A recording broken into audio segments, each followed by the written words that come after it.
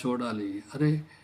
కొన్న తర్వాత చూస్తావా? చూసిన తర్వాత పొలాన్ని కొంటావంటే ఎవరైనా గానీ విజ్ఞులైనటువంటి వారు పొలాన్నంతా పరిశీలన చేసి తర్వాత కొంటారు.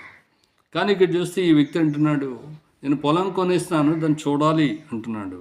నన్ను క్షమించాలంటున్నాడు.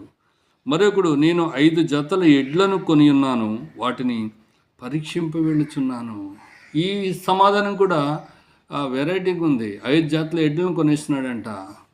కొనిన తర్వాత ఇప్పుడు పరీక్ష చేయాలంటున్నాడు. ఎప్పుడైనా పరీక్ష చేసుకోవచ్చు కదా. అసలు ఎడ్లను పరీక్ష చేసిన తర్వాత కొంటారు ఎవరైనా. కానీ ఈ వ్యక్తి ఏం చేస్తున్నాడంటే ఇక్కడ ఇలా సమాధానం చెప్తున్నాడు. మరొక వ్యక్తి అంటున్నాడు, మరొకడు, నేను ఒక స్త్రీని వివాహం చేసుకున్నాను, అందుచేత నేను రాలేను అంటున్నాడు. అంటే వివాహం చేసుకుంటే విందులోనికి వెళ్ళకూడదా?